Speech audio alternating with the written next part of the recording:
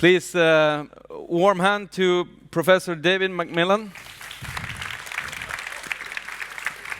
You already met David and you're already introduced, but as you know, he's the Nobel Prize winner in chemistry for 2021, and you already talked about the strange, for me, I'm a history teacher, so strange words of for the development of asymmetric organocatalysis. Right. Well, and you're at Princeton, right? Yeah. So I'll leave the floor to you, and as I said afterwards, I'll be passing around the mic so you can have a little conversation with Professor MacMillan. Thank you. Thank you. First of all, thank you. Thank everyone here for making the time and choosing me out of 4 different choices. I'm very excited to get this many people even showed up. Is great for me. I put together a presentation, and basically it's going to kind of be in 2 parts. It's going to take about 15 to 17 minutes. And then what I was hoping for is we could open it up and have questions amongst each other or to me, which would be hopefully good too. So the 2 parts are going to be about what I do, and then the second part is going to be about education. So those are the 2, and hopefully you'll see the connection between the 2. So it's called the Catalyst of Discovery, and as I mentioned in my earlier interview, a question a lot of people ask me is, what is catalysis? Some of you might know, some of you might not come from a scientific background. But in a very short way of saying this, catalysis makes chemical reactions easier, faster, and allows new chemical reactions. And this lower part is extraordinarily important, because allows new chemical reactions means it takes the impossible and makes it possible, which is what catalysis is really, really good at. Now, you might ask yourself, does catalysis really impact your life on a day-to-day basis? And I can tell you it really, really does. And I'm not going to go through all the examples, but I'll show you one. So this is the population of the Earth over the last 2,000 years or so. Pretty flat, pretty baseline. But at the beginning of the 20th century, there's an inflection point, and we're now at 8 billion people on Earth.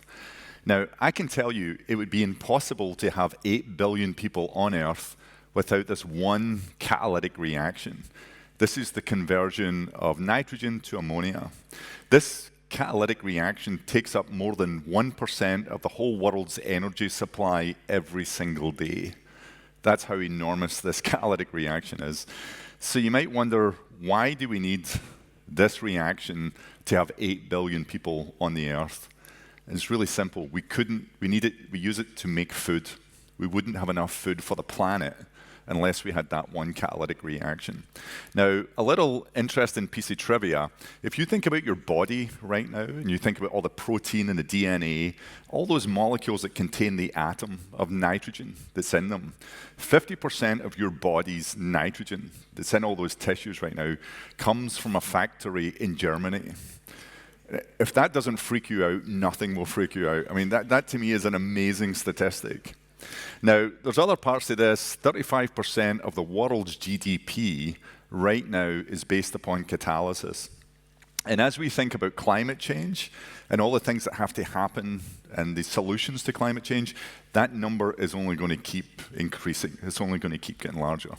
So hopefully you'll believe me, catalysis is important. Okay, so where do I fit into this?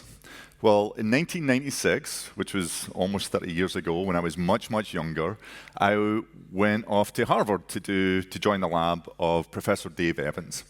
He was an amazing mentor, he's an amazing educator, he's an amazing professor, and he was an absolute expert in the world of catalysis. And as I mentioned earlier in the interview, metals, and here are just some of the metals that we use for catalysis, are extraordinarily precious. And they're so precious, as I mentioned, for example, palladium is being consumed at an enormous rate on our planet. And at the present time, we won't have any of it available to use within 100 years, which is incredibly scary, in my opinion. Now, when you work with these metals, and I worked with these metals, you would use this contraption every single day. That is a glove box. And the reason why you use a glove box is because these metals do not survive in our atmosphere. So you have to put them in these boxes that do not contain oxygen, they don't contain water. If you bring them outside, they will immediately decompose. So this was fine, but after a while I started to think, why is it that we're spending so much time in a glove box every day? And to sort of make you understand this, what I'll do is I'm actually going to show you a chemical structure.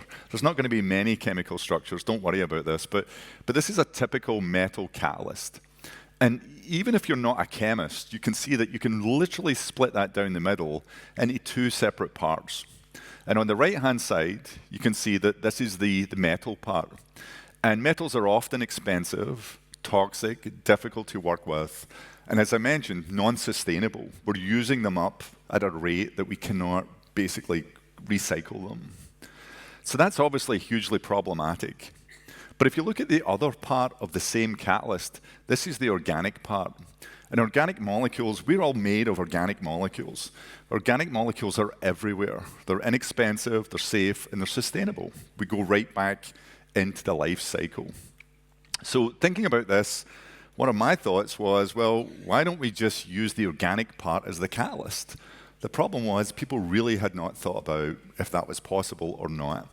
But eventually, as the name would suggest, organic became known as organocatalysis. That's where that word came. So organocatalysis, and I'm not going to beat this to death, but there's many different advantages that go along with organocatalysis. And I'll let you read some of them here. But probably the most important one is they're non-toxic, they're readily removed from waste streams, they're recyclable, and they're literally very good for our planet if we can actually think about doing this. So there's obviously all these advantages, but we didn't know how to do it. And I set up my lab. This is 1998. I set up my lab in Berkeley. That was my very first research group. I love this photograph because, number one, I look much younger. But number two is you can see all of these sort of graduate students who are so determined to sort of try and have an impact in the chemistry world. And we tried to do this organic catalysis for a while. It didn't work. But then after about 6 or 7 months of thinking about this, we actually came up with this idea. This is the notebook of one of my first graduate students. We'd taken these two molecules, and this would be the catalyst. Now we're going to use an organic molecule as the catalyst. And if I zoom to the bottom of the notebook page, and this still gives me sort of goosebumps when I see it, this not racemic thing means it worked. It actually worked for the first time. It was an extraordinarily exciting moment. And I remember going into my office after I found out it worked, and closing the door, locking the door and closing the blinds, and then jumping up and down for 5 minutes. I was so excited whenever we got this result. But the good news was this took off like gangbusters. Everyone in the organic community started to think about trying to do this, and it went in lots and lots of different directions. There's many, many applications of organocatalysis. I thought I'd just show you one of them. It's medicines. It's used extensively for the discovery, but also the manufacture of medicines. This is a treatment for migraines, which is a huge problem for the human race. But this actually uses this form of catalysis, but it also uses some of our catalysts that we develop to actually make that molecule, which was obviously something which is extremely satisfying when those types of things happen. The other part of it, though, was something that we did not expect. And this is something we call democratizing catalysis. As I've already said, these organic molecules are everywhere. And because they're everywhere and they're accessible, they're extremely inexpensive. They're very, very affordable.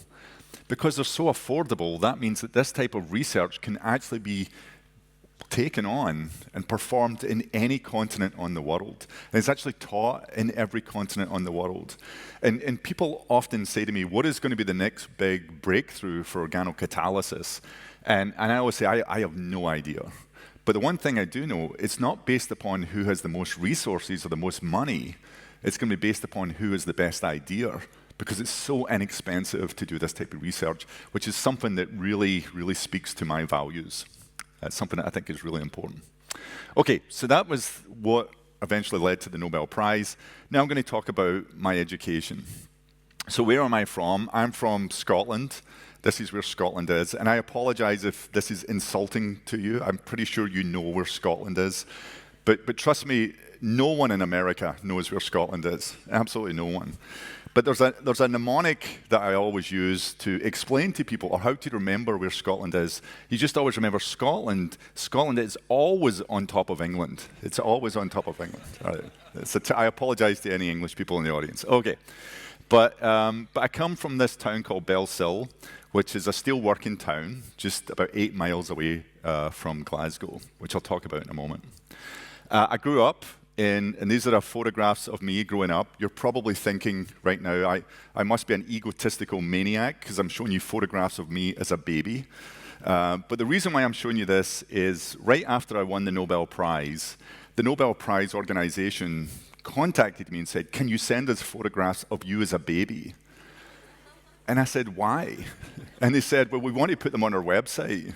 I was like, "I still don't understand. That's got nothing to do with my scientific contributions." And they said, "Just send us the photographs." I was like, "Okay." So I went back to my house, talked to my wife. We looked everywhere in my house. I live in America. I looked everywhere in my house, couldn't find any photographs of me as a baby. So I contacted my sister back in Scotland. She went and found these photographs, and now these photographs are often posted by the Nobel Prize organization, which is wonderful. Except I've started to realize that this is one of the greatest practical jokes in the history of practical jokes. This is a really great joke, because I've realized ultimately this picture here, that's not me. That's my sister. And she recently confessed to this, which I thought was a really sort of fantastic thing. But that sort of gives you an understanding of what it is to grow up with siblings in Scotland. But I was a very, very happy upbringing in Scotland. Now, this is where we grew up. We grew up 1 mile away from Ravenscraig. Ravenscraig was the biggest steelworks in Europe at the time. And my father was a steelworker. My grandfather was a miner. He was a coal miner. But this is basically where we grew up. And one of the things, this is the village, which is right next there. This is where I grew up. And the path, to be honest, was typically that you would, after going through your education, you would become a coal miner or a steel worker. But the part to me that I still think is so impressive and so important to me is that the education I received in Scotland, and I think this is very true of Sweden as well, actually. In Scotland, they actually massively believe in education. So even if you grow up in a town where everyone becomes a coal miner or a steel worker, they still really care about education. And the education level was extraordinarily high, and I'll talk about that in a few moments. Anyway, this is my class, and I'll talk about this teacher in a little bit. So the first lesson I learned is that teachers, and I'm sure you all know this, but teachers can have a massive role in your life. And I'm going to talk about one teacher, but I've had many teachers who've really been incredibly influential in my path of how I actually ended up becoming a scientist. The teacher I'm going to talk about, and I apologize for this photograph, her name is Miss McKean. I actually contacted her about a month ago and asked for an updated photograph, which she absolutely refused. She said, "I'm not sending you a photograph." She goes, "She loved the idea of it, but I'm not sending you a photograph." So I've used this photograph from that school picture. Now, Miss McKean was an amazing primary school teacher, elementary school teacher, if you're from the States, and she did a lot of things. Now, I'll tell you a little bit about her, but basically, the first thing I'll tell you is she was tough. She was a tough lady. There was no nonsense. She was not a disciplinarian at a time whenever, I know we know this is barbaric, but a time when you could physically still hit kids, and that happened in Scotland. But she was a disciplinarian, but she didn't do that. But you did not mess with Miss McKean. She was someone that was a strong, strong teacher. She pushed everyone extremely hard, but she was an enormously caring human being at the same time. She deeply cared, not just about the good students, she deeply cared about all the students, and she demonstrated this in lots of ways that I will probably not be able to articulate. But the things that, for me, were extremely important was, even though we were growing up in this steelworking town, village, she managed to really expand everyone's universe, and she was really good at this. And she did it by treating everyone as individuals. One of the things she did for me, I always remember she brought in these 2 books and just gave them to me and said, "You like this kind of thing, I think you should read these books." And keep in mind, I was 11 years old at the time, and I was reading books like MASH in 1984, which are extraordinarily adult themes, but they effectively, and most importantly, encouraged independent thought. And as I think of myself as a scientist, and I think of all good scientists, it's the independent thought part which is extraordinarily critical. And she was someone from day one who really, really encouraged that. And keep in mind the context, this is a steelworking village in Scotland, and she's getting all these kids to think very, very differently. She was truly, truly remarkable. Okay, so that was number one. Number two, education is important no matter what your destination is. And the point here is, I'll go back to the same point that even though it's in this steelworking town, the teachers there cared enormously, and they wanted to educate people and bring them up to the highest level possible, regardless of what they were going to do. That was never the issue of what they're going to do. It was so important to be educated. So education is for all, regardless of your future career. Now, to show you, or to try and demonstrate that in some context, so when I was a kid, I'd never met anyone who'd gone to university. I didn't know anyone who'd gone to university. No one from my school had ever gone to university. That seems almost remarkable now, but it was true at the time, until this person came along. So this is my older brother, and I always like to talk about this. He did a remarkable thing when I was about 13 years old. He decided that he wanted to go to university, which no one had ever heard of. You know, the whole idea was so crazy. And I always remember my mom and dad were kind of upset about it because they were convinced he was just being lazy and not wanting to go to the steelworks. And I think they were probably right. I think he had no interest in going to the steelworks, but he was determined that he wanted to go to university. And it was absolutely the case because of the education that he'd received in these Scottish schools. He wanted to go and see the rest. He wanted to go and see the universe. So he went out and he got a degree. He got a degree in physics. And shortly thereafter, he got a job. And the salary of the job paid more money than my father made as a steelworker after 30 years in the steelworks. And at that moment, my mom and dad came to see me and said, "You're going to university." All right. So the biggest career decision of my life was not made by me. It was made by my parents via my brother. But I thought this was just an amazing thing. And I went off to do physics because that's what he did. I was terrible at physics, still am terrible at physics. But I ended up really loving chemistry, joined that, and this completely changed my life. This obviously opened up many doors for me. I love to say this phrase over and over, that education is a passport to the world. No matter where you're from in the world, education will allow you going all over the world. It's incredibly important. Now, Ian was the first person, my brother was, who ever went to university. But I also want to tell you a different story. And that is, this is my sister. This is the same sister who gave me the fake baby picture. And she's an incredibly funny and incredibly smart woman. And this is us recently at the Euros. We went to see Scotland play terribly at the Euros. But anyway, so we were there. But when she was younger, she was not encouraged to go to university. And unquestionably, this was to do with being a female in Scotland in the 1970s. There's no way of getting away from that. That's really what was true. She was not encouraged. But when she was older, as a grown adult, she decided to do something, I would say, equally remarkable. And this goes back to the question that education is important no matter. So at the age of 55, she went back to university, and she got her degree at the age of 59. And she got her degree, and the thing I love the most about this is she got a degree that was higher than either me or my brother. So she now can tell you that she is the smartest in the family, which is 100% correct. Last part is education is for all. As I mentioned before, Scotland, is a place I think deeply cares about education. And one of the ways I can sort of point this out is in England, you now have to pay to go to university, which I think is a travesty. I live in a country where, at the moment, it's extraordinarily expensive. My daughters all went to university, and every one of them, at minimum, is about $80,000 a year to go to university. That's incredible to me that they charge that much. In Scotland, it remains absolutely free, and one of the things I think is wonderful is in Sweden, it's also free. But I think this is extremely, extremely important about the income component, and I'm going to talk about that in a second. Now, the way that Scotland cares about education, and I've told you that we don't, in lots of different ways. It came from a background where people didn't go to university.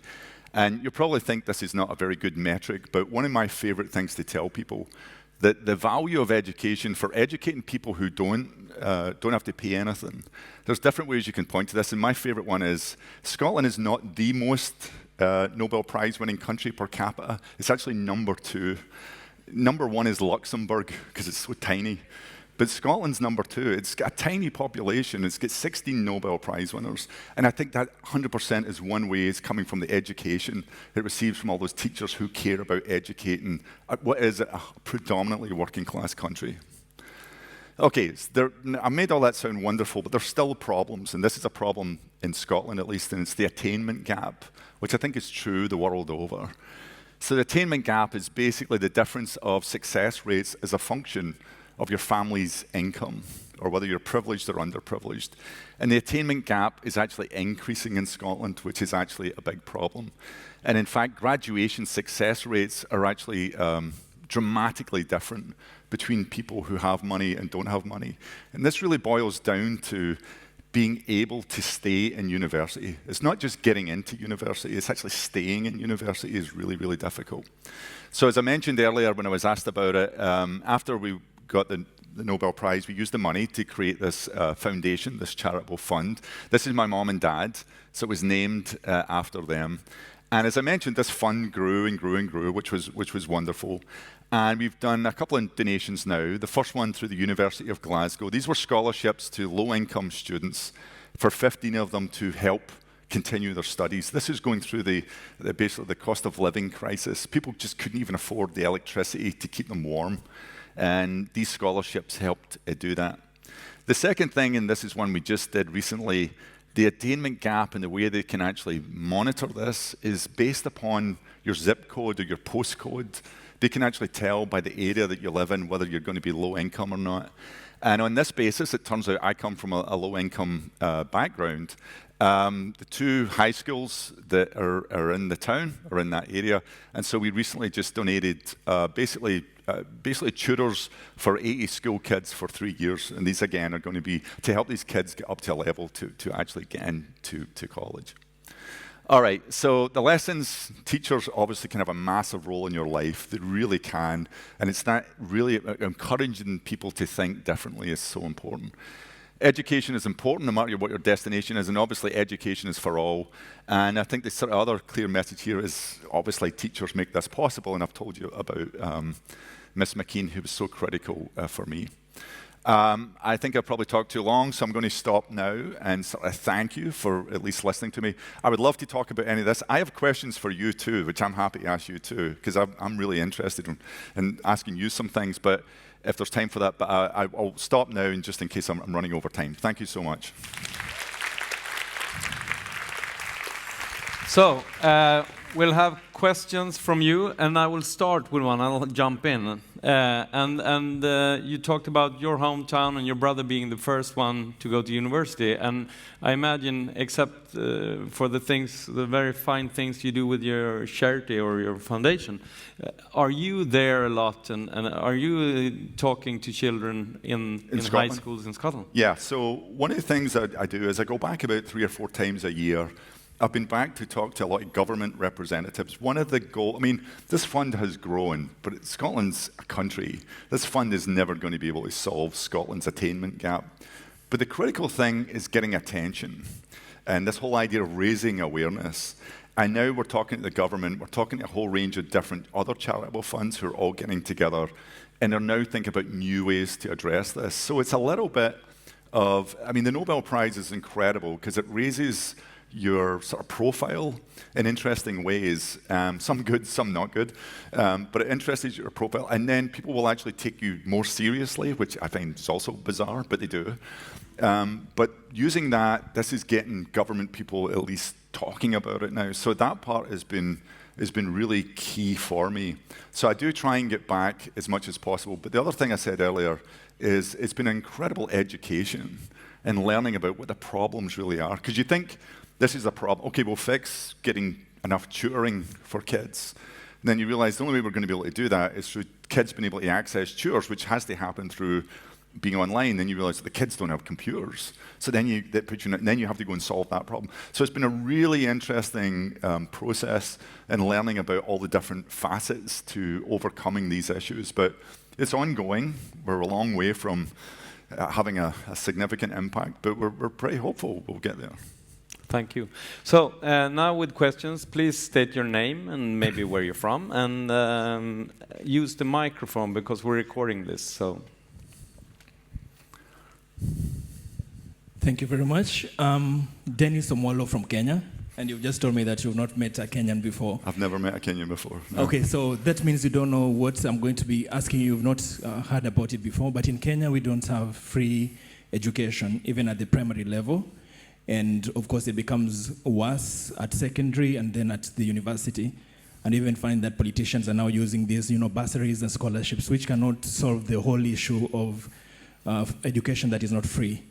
I just have a question to you, and probably my Swedish friends could answer this later on when they see me.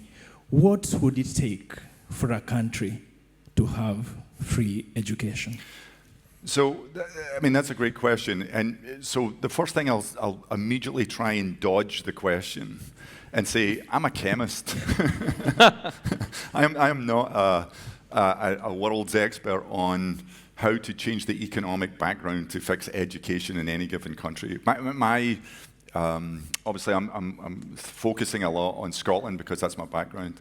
But I would, first of all, I'd love to hear from anyone else in the room who has opinions on that. But I do think the critical thing for me is it's always this issue of getting to politicians. I shouldn't say this because it's being recorded, but I'm going to say it anyway, because why not? But someone was asking me about being here, and I was so excited to get to talk to teachers, because teachers, at least teachers who care about teaching, is a phenotype that I've realized I love talking to, because they're passionate people, but you're generous people. You actually care about giving things to people. You care about seeing other people succeed. The people that I dislike over the last 2 years meeting with the most has been politicians. Politicians are so painful to talk to at times, I can't even begin to explain it. But you have to obviously go through politicians if you're going to have that. So that becomes the critical feature. One of the things which I love about Scotland is that they vote often based upon education being one of their top priorities. And I think that's a nationwide cultural belief thing. And I think if you can get your country to believe in education, the politicians have to respond. I know that sounds so idealistic, but I still think it's correct. And I think ultimately that's the way that you basically have to do it. You have to get the people to believe they deserve it, and then the politicians, if it's a democracy, they'll get behind it. I believe that's true. But I'd love to hear from other people if there's other views on that. Another question? Let's start with you. Hi, I'm Yasmin Mubarak from Sri Lanka, working in early childhood education. Considering your groundbreaking the work in catalyst and chemical reaction, I'm curious how we can apply principles from your research to better understand or even enhance early brain development, so particularly in the context of sensory stimulation in young children. So then, could the way we manipulate reaction on the molecular level provide any insight into optimizing neural connection during this critical period of early sensory development? So I think if I've got the question right, you're asking, can you use organocatalysis to impact neural activity? I have no idea. It sounds kind of dangerous to me, but I think though, but the idea is to sort of unpack that a little bit. There is this whole business in science. Although I do a lot of catalysis, we also do a lot in medicines as well. And neuroscience still remains one of the great uncharted territories of the whole scientific world, whether it's neural development and how people process, all the way down to just how do you deal with Alzheimer's? How do you deal with dementia? And so there's some really fascinating questions there. Organocatalysis won't be able to impact necessarily how those things change, but one of the things which is going on in another field of research, which is understanding the biology. Once you understand the biology, then that allows you to think about, for example, ways to impact it in positive ways, and that's where organocatalysis would become useful, because then you can start to think about the medicines, therapies, you name it, ways in which you can impact those neuroscientific-based mechanisms. Thank you. Thank you, Professor MacMillan, for a very nice talk.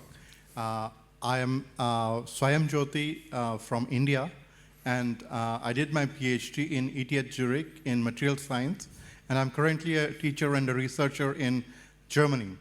So I have, since I'm a researcher, I have two research questions for you, and one is based on the talk that you gave, and the second is based on the theme of the summit. So the first question is,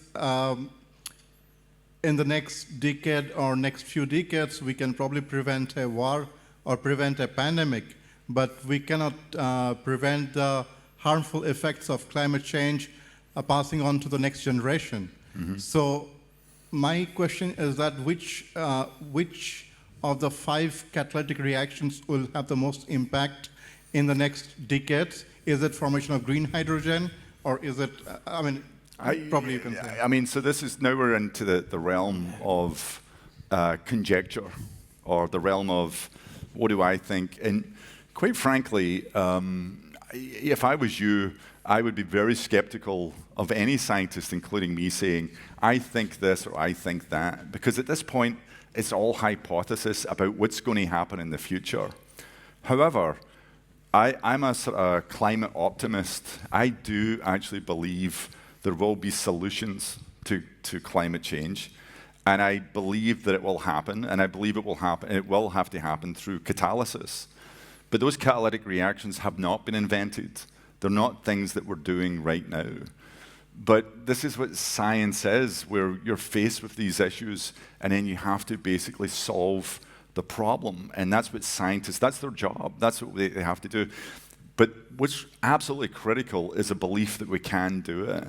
If people say, well, climate's a huge problem, we'll never overcome it, as it stands, if we don't change anything, that's correct.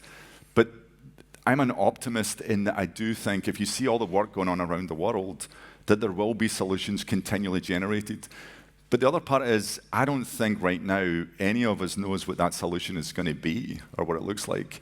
But at the same time, I do believe it will work. And you might say that's blind faith, but that's blind faith because every time humans and scientists have been faced with these things, we typically do overcome them. Will I be correct? I don't know, but I truly believe that will happen. Thank you so much for your talk today. And I was wondering, do you have an example of, in nature, doing similar things to what you've been doing? So having a catalyst which is not metallic, organic catalyst, but only the organic part? Yeah, it's a great question, because one of the things that, you sort of think, well, this is cool because we invented this. And then as soon as it was successful, people went back into nature to see if it existed, and it did. And it's one of those things that nature has figured out a lot of things long before we ever sort of figured them out, and we just don't know about it. But once we knew what we were doing, we could go back and look for the markers or the telltale signs that was happening in nature. And nature does it in very different ways. And nature usually has extremely specific things it's trying to do. Because nature doesn't want to do lots of different things. It just wants to do the things which are important to it. But it absolutely is true that the key concepts behind it completely existed in nature. And it's one of those things that as scientists, we often, either by discovery or on purpose, we emulate what nature is doing, or at least take the framework of it and try and emulate it. One of my favorite stories or examples of that is when we believed that you could fly as humans, because we could see pigeons, we could see birds flying. So we knew you could fly. But when we decided we wanted to fly. We didn't invent a bird. We invented an aeroplane. We took the key components and made it into the part that would work for us. And I think that idea of mimicking nature but not emulating nature is a very critical part of what we actually do.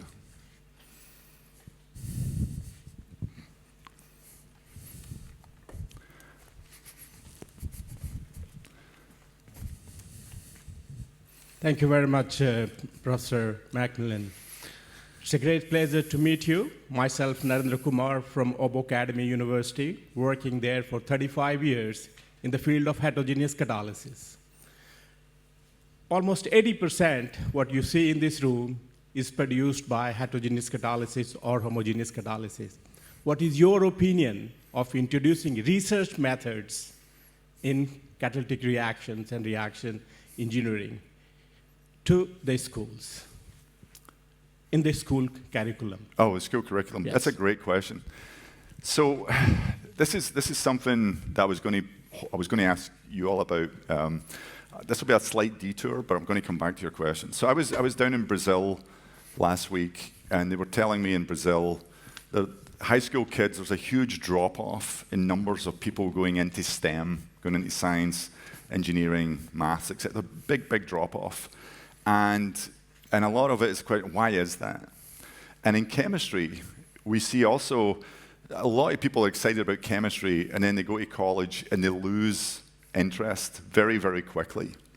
And one of the problems that we're facing is that the fields have been around long enough, and the textbooks have been around long enough, they would still teach chemistry based upon the 1940s and the 1950s ideas, which to any 18-year-old can be really, really dull. It can be really, really boring. And so one of the problems that we're all facing is how do we reinvent these curriculums in such a way that we get these kids up to the frontier? And it's interesting, and I'm not just saying this to be nice to this room. I've found, at least in talking to people, high school teachers are really good at actually using real-world examples to get kids excited. But as soon as they get to college, it goes back to this very boring 1940s stuff. So it really is important that we start to talk about catalysis in different forms and let people see. I mean, if you talk to an 18-year-old and say, you know, did you enjoy that chemistry class? They're like, not really. They'll say, do you care about climate change? They'll go, absolutely. They say, would you like to be involved in climate change research? Oh, 100%. But we're not teaching them in that context. So we have to basically get to their imagination. Because quite frankly, chemistry is incredibly valuable and useful, but we're not demonstrating that to young people, especially in the first year of college. It's a huge problem. So I really like that question. Hello, Professor MacMillan. This is Javed. I'm from India. In this era of scientific revolution and highly advanced science, we are still struggling with many challenges, let's say in the form of pandemics, or you call it HIV/AIDS. I would like to have your thoughts on, did science fail us or we failed the science? Does science favor? Sorry, Did science failed or we failed the science? Sorry, one more. Fail, did science fail with respect to the pandemic? Yeah, with respect to different challenges, we are still struggling. So as a scientist, what is your thought? Did science fail or we failed the science? It's a little bit of both, I would argue. So this comes back to skepticism in science, right? Maybe more recently. It's kind of interesting, right? So you talk about vaccines, for example. In America, you talk to enough population, they'll say, oh, I don't believe in vaccines. I don't believe in COVID vaccine, it's a terrible idea.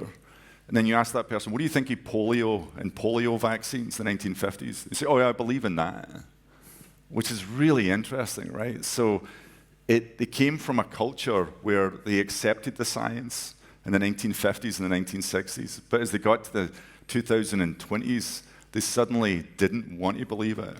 And a lot of that was coming from, it's basically a social contagion, where there are enough people in society saying, don't believe in that. And a lot of it was politically driven, which is kind of absurd, but also incredibly scary.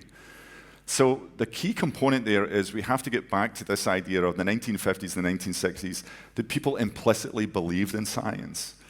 Now, I was in Brazil recently doing a Nobel thing, and I was asked a question on stage about what was the greatest accomplishment in science in the last 30 years. And I said, unquestionably, it was creating the COVID vaccine and getting it out to hundreds and hundreds of millions of people in a short time frame. That's an unbelievable accomplishment that people can't understand. But I also said, I think scientists maybe did not do a good enough job of explaining to the general population why this was so important. And the Times of London, which is the most substantial newspaper in all of the United Kingdom, took what I said and put a headline out that said, "MacMillan says scientists did a bad job on the COVID vaccine."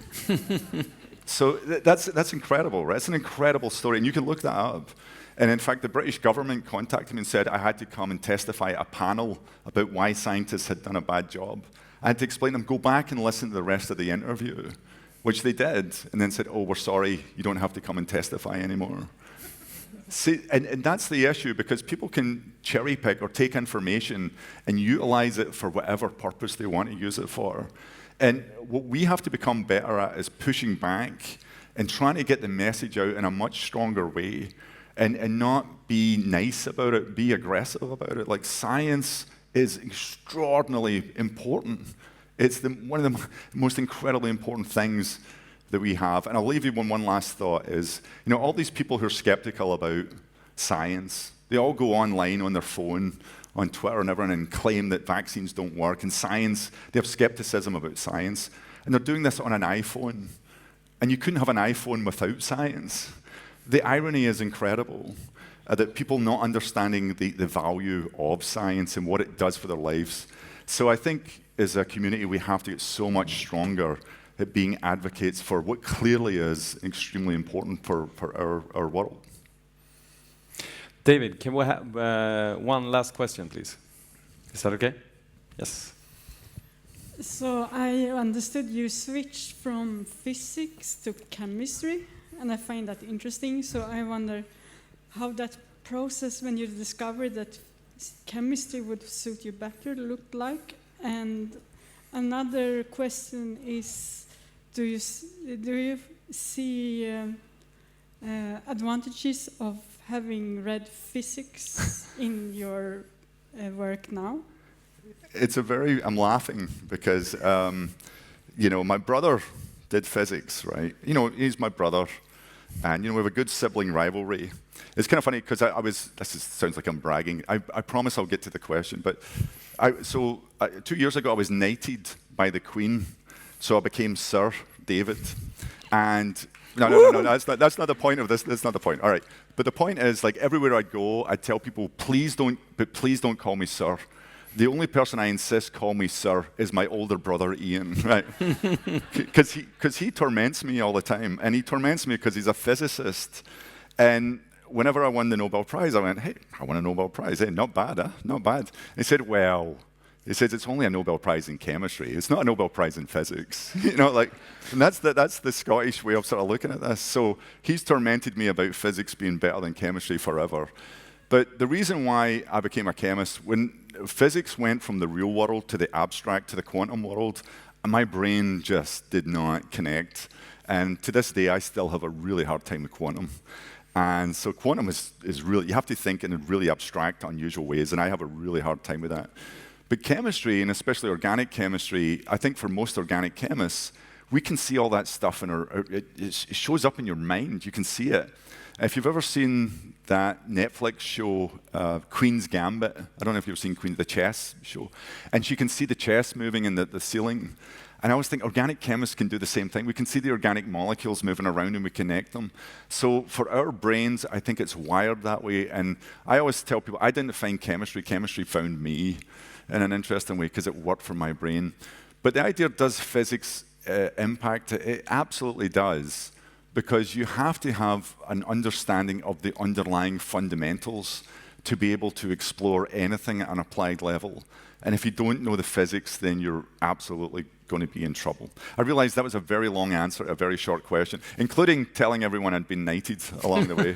But physics, my brother still torments me about it all the time. Yeah. Okay, please, now it's time for lunch. A warm hand for Professor MacMillan.